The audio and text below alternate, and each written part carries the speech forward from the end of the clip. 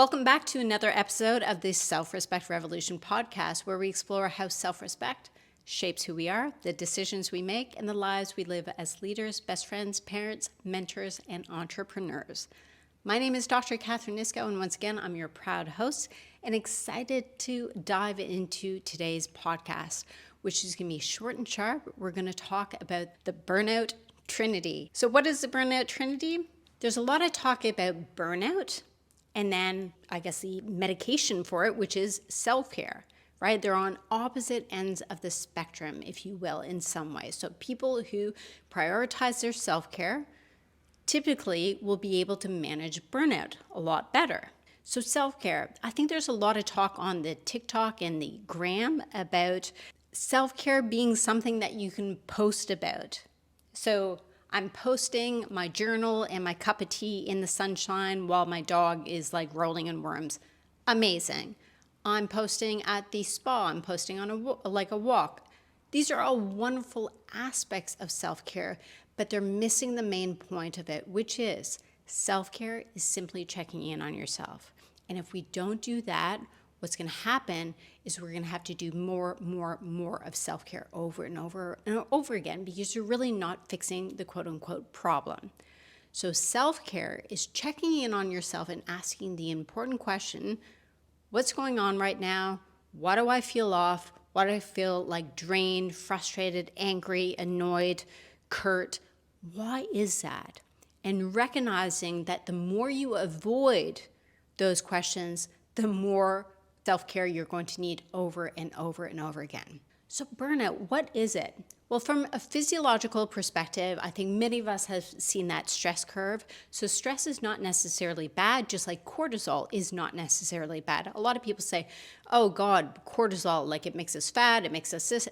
Cortisol is actually an anti-inflammatory. So cortisol is very important, but it has to be in certain physiological levels. It's only when it goes too high or too high for too long. So chronic stress. So acute stress is short-term stress. So let's say you're driving and all of a sudden someone swerves out and sort of you get surprised, cortisol is going to spike. That's acute stress. So it's a spike, comes down. Burnout happens when you have chronic stress. Chronic meaning that it happens over time and you have elevated levels of stress hormones. So obviously self-care is really important, but is it easy for everyone? No. I'd like to tell you a story about how I deal with self-care. So I don't know if you know the app 360. It's a beautiful, like a genius app. It has a GPS in the kid's phone, and you can sort of watch where the kids go and also call them out when they say, oh yeah, I'm, so-and-so, I'm at so-and-so's house. And you're like, no, you aren't. See it on the app. I think it's a great app. I use it, to make sure that the kids are safe, but I use it a lot to monitor my partner, not in a stalkery way. I use it for this reason. So let's say it's like a Saturday, I've had a long week, I'm like so drained, so dead, I can't think straight. I need to just have a half an hour of me time. I turn on the TV and I watch a little bit of Kardashians. My partner's out, the kids are out and so forth, so I'm like, great, I have the house to myself. And I can just be myself. Like it's just just sloth and enjoying the slothdom, if that's a word. But then, what's my partner gonna think of me if he just comes home and finds me on the couch doing nothing? Again, this is a story that I'm telling myself, not what he says, what I tell myself. So then I start monitoring the app. I'm like, okay, he's at Kmart, he's at Kohl's, whatever like that. I think I got like another 20 minutes or so. And then I'd like check on the app again. I'm like, oh, he's on his way home. I think I have about 7 minutes. Okay, I'm just gonna watch this like last little bit of the episode. Oh my God, 3 minutes, okay. Basically, when I know he's home, I turn off the TV, organize the couch so it doesn't look like I've actually been sitting on it. I go to the dining room table, to pretend I'm working, or I go in the kitchen to like do dishes or cook or something like that, or I do laundry. I'm basically acting like I'm immune to burnout and I don't need self-care whatsoever. Because you know that saying, if you need something done, give it to a busy person. I don't know about you, but when I think about those people, I'm like, oh, I want to be just like them. We put busy people who are constantly busy up on a pedestal. And I know, don't glorify being busy, but I'm sorry, I'm really impressed with those people that are constantly doing stuff, that have full schedules and that can like juggle everything, those high achievers. I'm like, I think they're pretty amazing. But that's only seeing like the highlight reel, isn't it? Because everyone says that I'm, one of those busy people. I'm like, no, I'm not that busy. But it's funny how we look at people. But getting back to my point, which is this facade that I have for my partner who has seen me in thick and thin, who knows me, who says to me, you're the hardest working woman I know. So I don't have to prove anything to him. Yet still, when I'm resting, I think I can't rest. I always have to be doing something. And this is why I'd like to attack the Burnout Trinity today on this podcast. We're going to talk about the 3 things that I think truly make out burnout and what we can do about them. So let's dive in. So the Burnout Trinity is 3 things. I'm going to have to swear, so I apologize in advance. So just, put those earphones in. But there's 3 things. Number 1, fuck. Number 2, fear. Number 3, the facade. That's actually what happens during burnout. So we briefly talked about facade. Let's dive into that one first.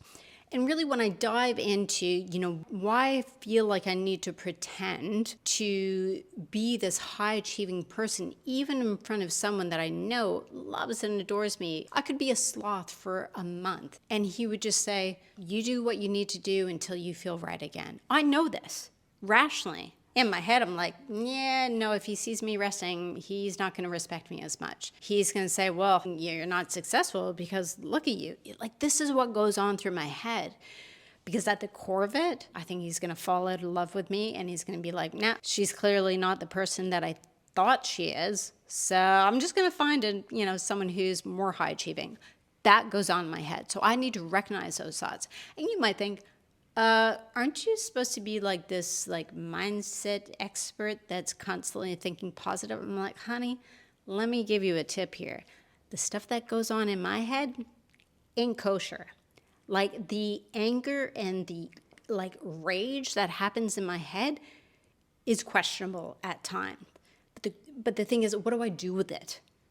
I have these thoughts. I have these irrational thoughts, which I think are rational, but then I have to realize they're actually not rational. I have to look at the facts. We've been together almost 11 years. I go through those facts and I have to talk myself off the shelf, right?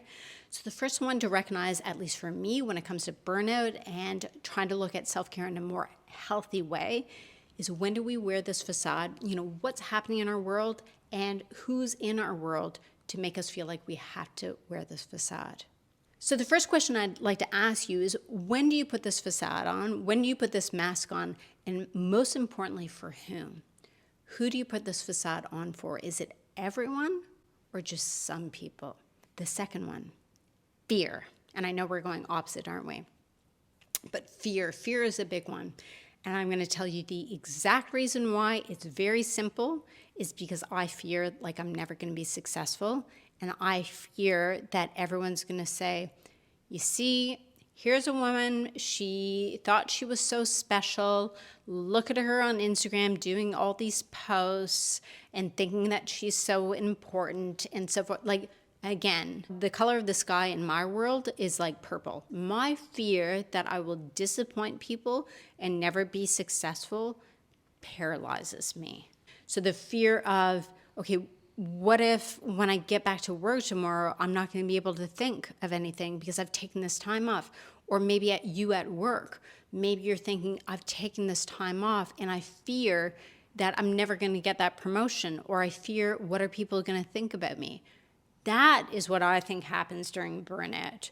We go into total fear mode because as high achievers, if we're not achieving, who are we, right? That is our mask. That is who we are. I used to teach this thing called the self-esteem pie, and especially when I was dealing with really severe body image issues, because basically what the self-esteem pie is, you think of each slice as something that makes you you, that you can rely on to say, hey, that's what makes me me. That's what, helps me like myself, helps me, think that I'm a good person. So when I was dealing with those body image issues and constantly on a diet, my pie was basically my appearance. And so what would happen would be I would constantly be in fear that if I'm lazy or don't stick to my diet, I wouldn't feel like myself at all. I would feel like a disappointment. So if you picture that pie, all my worth stemmed on my appearance. And so when it comes to achievement and burnout and self-care, if we're constantly equating self-care and taking a rest with, we are not being successful, we're never going to do it. Or when we do it, we're going to feel immense amounts of guilt and shame. So even if we are watching the Kardashians, I was going to say Kardashians only because I was watching an episode. Chloe, if you're listening, it's because you said that. That was a slip. Anyways, when we're watching that, we're actually not in the moment. We're just thinking we should be doing more, right? That rumination happens over and over again. So the point number 2 is recognizing, do you have something under the surface that's making you feel scared that if you take 5, 10 minutes of break, or even 5 hours, or even 5 days of a break, is there an underlying emotion of fear that's preventing you from doing that? Number 3 is the fuck. The fuck is anger. Total and absolute anger. On my last episode, I spoke about my attempt, if you will, at trying to do journaling when I was in my emotional breakdown, which happened about a year ago. And I talked about when I got myself a beautiful journal from Kmart, beautiful pen, and I was trying to, just get into the flow, find what's underneath the surface and let it out. And really what happened was almost like a psychopathic killer writing their letters. It was just madness, absolute madness. And I find this is probably the one that resonates with me the most, because oftentimes I have to rest when my IBS flares up. So I'm not going to go into details, but I've had, severe digestive issues for many years, trying to figure out why it is. And it's definitely gotten better, but there's some days that I wake up and I have no idea what I've done, but I feel it's like the combination of food poisoning, the flu, and a hangover. It's like all those together in one, and I'm forced to rest. My heart rate is about 140. Just standing there, like if I'm showering standing, it's like 140. It's crazy. So there's nothing I can do but to actually lay down and rest. And that is when the levels of anger and rage bubble over. But what I always have to tell myself, you know what? This illness can fuck my body, but I'm not going to let it fuck my head. And that's how I slowly but surely get out of it. And usually it's my partner always asks every morning, how are you feeling today? How'd you sleep? Because he's been through the wars with me. We're talking once I was in the back room, I was sleeping in the back room, and I had an attack. And I had to actually crawl, and the back of the house is quite, far. I had to crawl on my hands and knees to the front because his daughter was sleeping with him in our bedroom, and he had to drag me into the shower. So it was literally like a movie, those movies where they're crawling. You're like, go, you're almost there. You can survive, girl, go. That was it. And I was thinking, I'm like, this is a movie. I'm grabbing the carpet and pulling.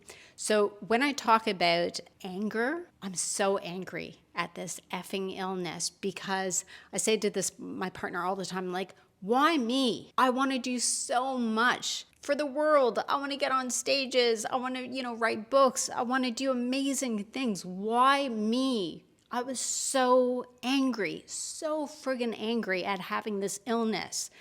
And couple that with the fact that for so many years, I monitored everything that I ate to the nth degree.